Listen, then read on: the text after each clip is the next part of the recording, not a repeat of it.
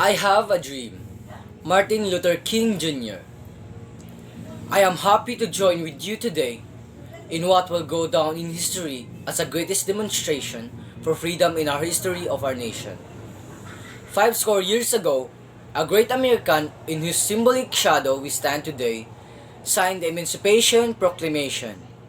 This momentous decree came as the greatest beacon life of hope to millions of Negro slaves who have been seared in the flames of withering injustice. It came as a joyous daybreak to end the long night of their captivity. But 100 years later, the Negro is still not free. 100 years later, the life of the Negro is still sadly crippled by the manacles of segregation and the chains of discrimination. 100 years later, the Negro lives on a lonely island of poverty in the midst of a vast ocean of material prosperity.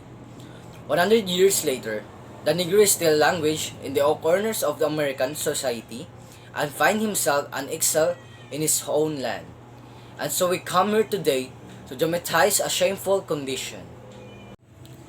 And since we come to our nation's capital to cash a check, we as architects of our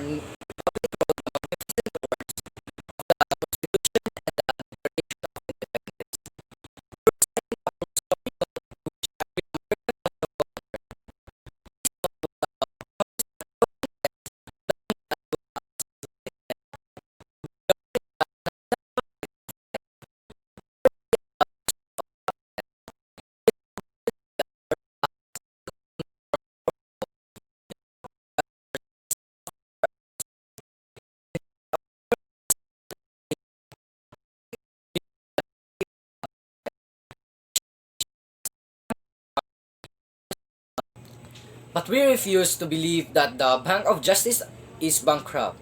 We refuse to believe that there are insufficient funds in the great vaults of opportunity of this nation. And so, we come to cash this check. A check that will give us upon demand the riches of freedom and the security of justice. We have also come to this hallowed spot to remind America of the first urgency of now. This is a time to engage in the luxury of calling off or to take the tranquilizing of drug of gradualism. Now, this is the time to make real the promises of democracy. Now, this is the time to rise from the dark and desolate valley of segregation to the sunlight path of racial justice. Now, this is the time to lift our nation from the quicksand of racial injustice to the solid rock of brotherhood. Now, this is the time to make justice a reality for all of God's children. It would be fatal for the nation to overlook the urgency of the moment. This sweltering summer of the Negroes legitimate discontent will not pass until there is an invigorating autumn of freedom and equality. 1963 is not an end, but a beginning, and those who hope that the Negro needed to blow off steam and will now be content will have a rude awakening if the nation returns to business as usual. And there will be neither rest nor tranquility in America until the Negro is guaranteed his citizenship rights. The whirlwind of revolt will continue to shake the foundation of our nation until the bright day of justice emerge. But there is something that I must say to my people who stand on the warm threshold which leads into the palace of justice. In the process of gaining our rightful place, we must not be guilty of wrongful deeds. Let us not seek to satisfy our thirst for freedom by drinking from the cup of bitterness and hatred. We must forever conduct our struggle on the high plane of dignity and discipline. We must not allow our creative protest to generate into physical violence. Again and again, we must rise to the majestic heights of meeting physical force with the soul force. The marvelous new militancy which has engulfed the Negro community must not lead us to the distrust of all white people for many of our white brothers. As evidenced by their presence here today, have come to realize that their destiny is tied up with our destiny, and they have come to realize that their freedom is inextricably bound to our freedom. We cannot walk alone, and as we walk, we must make the pledge that we shall always march ahead. We cannot turn back. There are those who are asking the devotees of civil rights, when will you be satisfied? We can never be satisfied. as long as the Negro is the victim of the unspeakable horrors of police brutality. We can never be satisfied as long as our bodies heavy with the fatigue of travel cannot gain lodging in the motels of the highways and the hotels of the cities. We cannot be satisfied as long as the Negro's basic mobility is from a smaller ghetto to a larger one. We can never be satisfied as long as our children are stripped of their selfhood and robbed of their dignity by signs stating, "For whites only." We cannot be satisfied as long as a Negro in Mississippi cannot vote and a Negro in New York believes he has nothing for which to vote. No, no, we are not satisfied, and we will not be satisfied until justice rolls down like water, and righteousness like a mighty stream. I am not unmindful that some of you have come here out of the great trials and tribulations.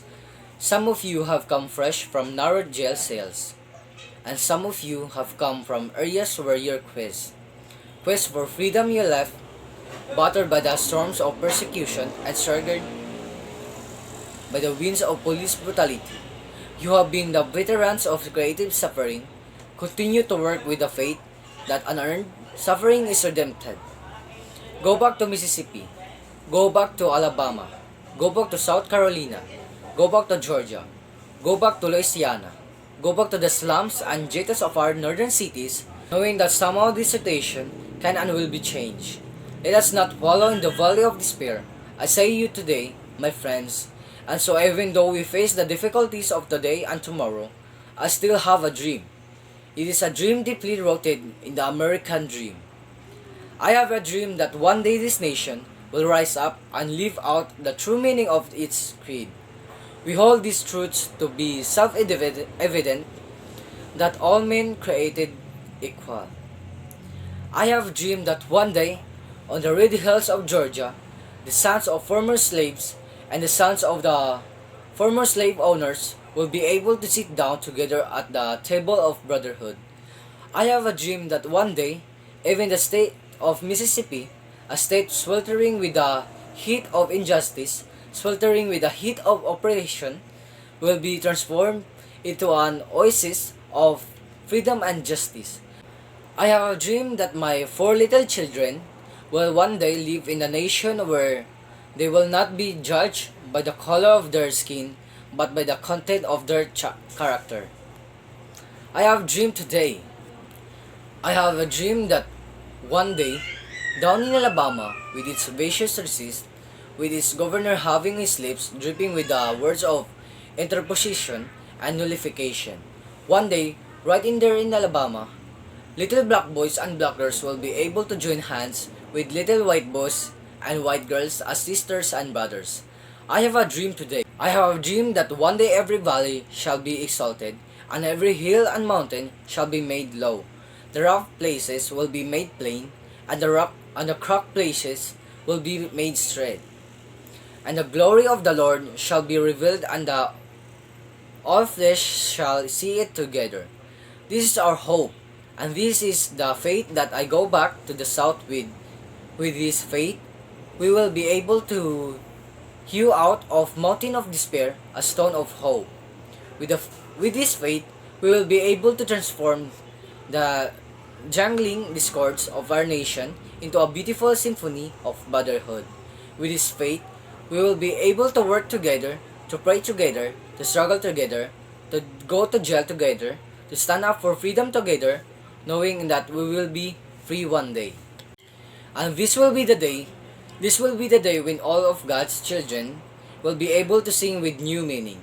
My country's feast of thee, sweet land of liberty of thee I sing. Land where my fathers died, land of the pilgrim's pride. From every mountainside let freedom ring. And if America is to be a great nation, this must become true. And so let freedom ring from the prodigious hilltops of New Hampshire. Let freedom ring from the mighty mountains of New York. Let freedom ring from the heightening Alleghenies of Pennsylvania. Let freedom ring from the snow-capped Rockies of Colorado. Let freedom ring from the curvaceous slope of California. But not only that. Let freedom ring from the stone mountain of Georgia. Let freedom ring from Lookout Mountain of Tennessee. Let freedom ring from every hill and molehill of Mississippi. From every mountainside, let freedom ring. And when this happen, when we allow freedom ring, when we let it ring from every village and every hamlet, from every state and every city, we will be able to speed up that day when all of God's children, black men and white men, Jews and Gentiles, Protestant and Catholics, will be able to join hands and sing in the words of the old Negro spiritual. Free at last, free at last. Thank God Almighty, we are free at last.